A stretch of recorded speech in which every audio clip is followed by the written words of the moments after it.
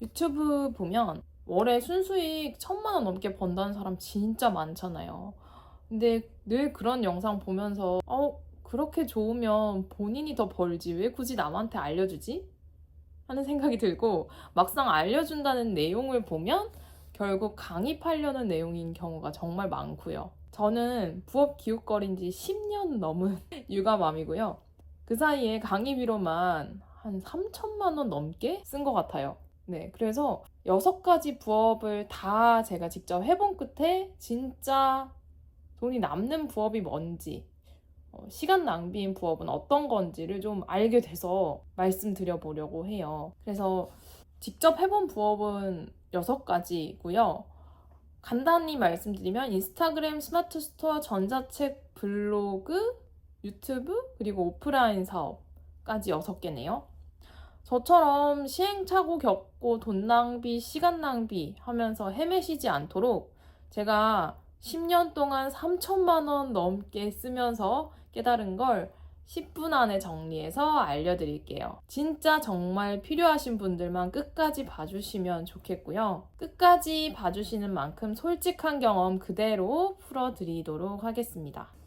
첫 번째로는 인스타그램 부업입니다. 인스타그램 그 자체로 수익을 내는 경우는 잘 없어서 여기에 어떤 다른 수익 구조를 보통 붙이시곤 하잖아요.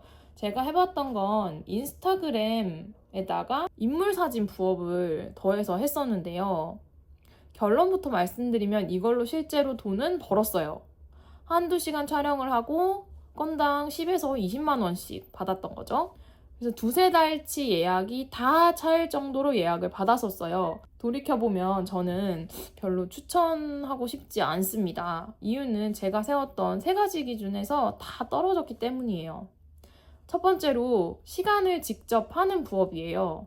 그래서 제가 사진을 1시간 찍으면 1시간치 벌고 거기에 보정 시간이 또 서너 시간이 붙어요. 그래서 이 찍어서 올린 사진들이 자산으로 쌓이냐 하면 또 그것도 아니거든요. 작년에 찍은 사진이 올해 저한테 돈을 벌어주지는 않는 구조예요.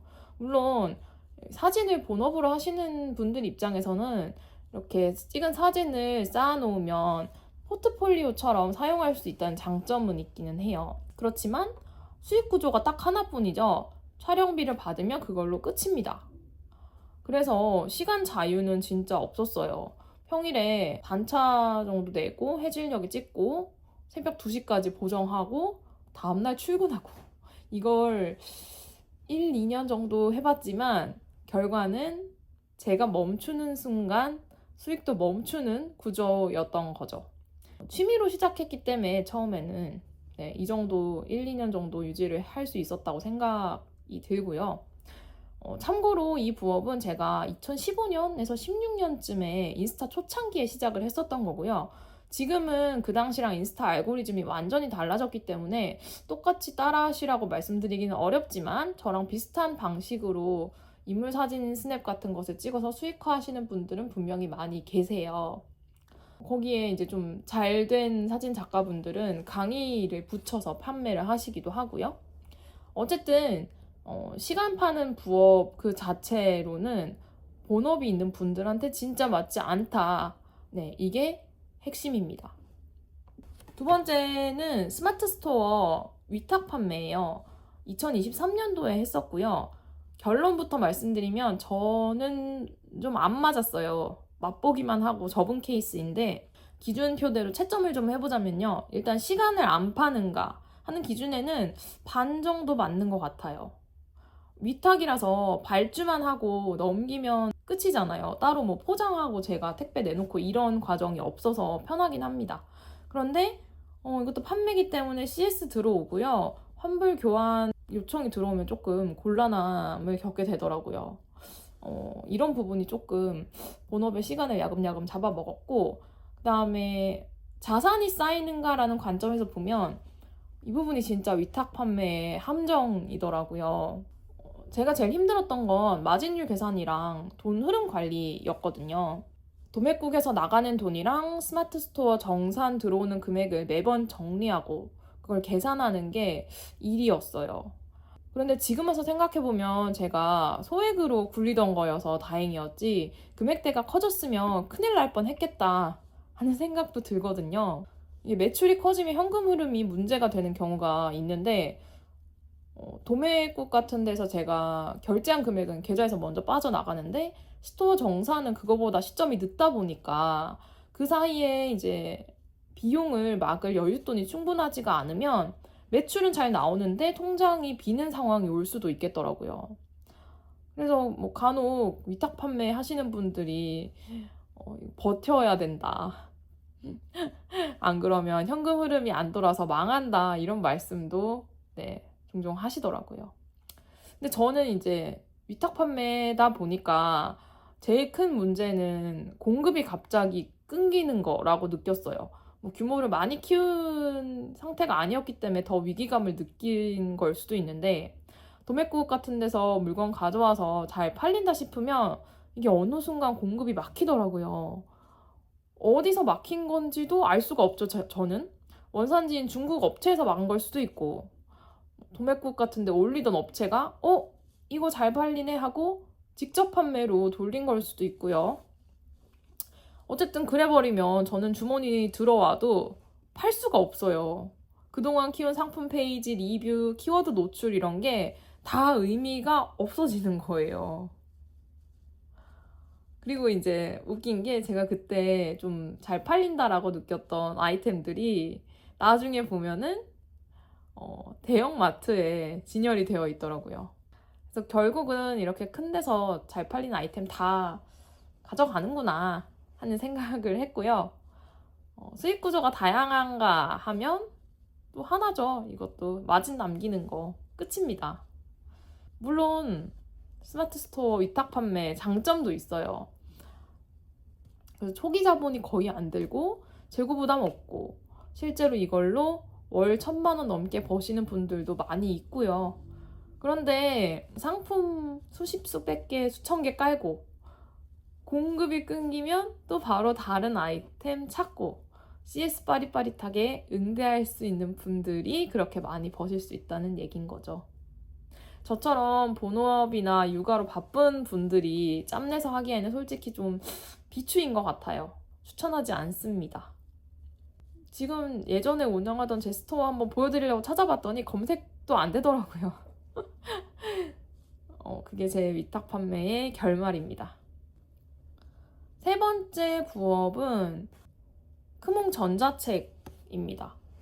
전자책 판매할 수 있는 데가 크몽 외에도 많이 있는데요. 저는 크몽에서 팔았었다라는 말씀을 드리는 거고, 먼저 분명하게 말씀드릴 거는 전자책 자체는 제가 채점해본 부업 중에 그 세 가지 기준 중에요. 충족도가 가장 높은 부업이에요. 시간 안 파는가? 처음에 쓸 때만 조금 시간 쓰는 거죠. 그리고 한번 만들어두면 자고 있어도 판매 알림이 뜹니다. 시간 안 팔죠? 그리고 자산으로 쌓이는가? 쌓입니다. 네, 제가 1년 이상 손을 안 댔는데 가끔이지만 어떻게 알고 사러 오시는 분들이 있더라고요. 종종 판매 알림을 받았습니다. 그리고 수익 구조가 다양한가? 이 부분이 조금 함정이라고 생각을 해요. 전자책으로 저 좀 많이 팔았어요 하시는 분들 얘기를 들어보면 다들 크몽 같은 플랫폼에 올려두기만 하면 알아서 팔린다라고 절대 얘기하지 않거든요. 올려놓기만 한다고 절대 안 팔립니다. 그래서 이 부분을 사람들이 많이 착각을 하시는 것 같아요.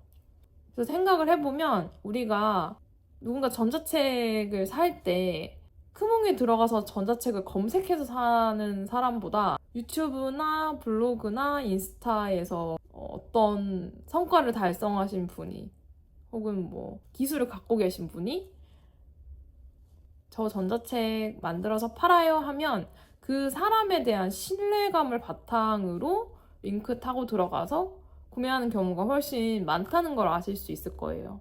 그래서 제가 생각했을 때는 전자책은 단독으로 작동하는 부업은 아니고요. 본인 콘텐츠 채널이 있고 그게 좀 받쳐줘야 비로소 좀 판매가 일어나는 부업이다 이런 생각을 했습니다. 무턱대고 전자책부터 시작하시면 진짜 안 팔리실 것 같고요. 저도 블로그를 했었던 시절에 어느 정도 블로그를 키운 뒤에 크몽에서 판매가 일어났거든요. 그래서 블로그라는 받쳐주는 채널이 있었기 때문에 판매가 가능하지 않았나 하는 생각을 해봅니다. 그래서 정리를 해드리면요. 지금 부업 고민하고 계신 분들, 본인 상황부터 꼭 진단을 해보세요. 나는 퇴근 후에 한두 시간 짬내서 뭐라도 하고 싶다 하시는 분들, 시간만 파는 부업은 일단 빼세요. 그건 본업 하나 더 만드는 거랑 똑같아요. 자고 있는 동안에도 굴러갈 수 있는 구조를 찾으셔야 됩니다. 두 번째로, 빠르게 현금 흐름이 좀 필요하다.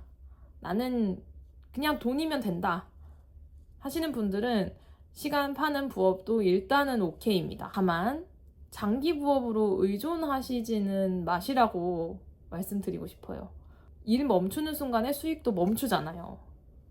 세 번째로는 이제 강의 결제를 누를까 좀 고민 중이다 하시는 분들, 그 강의가 가르치는 부업이 제가 말씀드린 세 가지 기준에 몇 개나 통과를 하는지를 좀 먼저 살펴보시면 어떨까 합니다. 2개 이하면 진심으로 좀 말리고 싶습니다. 이거 제 10년치 시행착오를 다 압축한 영상이에요. 그래서 지금 강의 결제 누를까 고민 중이신 분들, 다음 영상에서 끝까지 다 보고 결정하시면 도움되지 않을까 합니다. 구독 눌러두시면 다음 영상 업데이트 때 알림 받아보실 수 있겠죠? 댓글에 본인이 지금 고민 중인 부업 적어주시면 제가 경험해본 거나 고려해봤던 거라면 솔직하게 답글을 달아드릴게요. 오늘도 끝까지 봐주셔서 감사드립니다. 다음 영상에서 뵙겠습니다. 안녕히 계세요.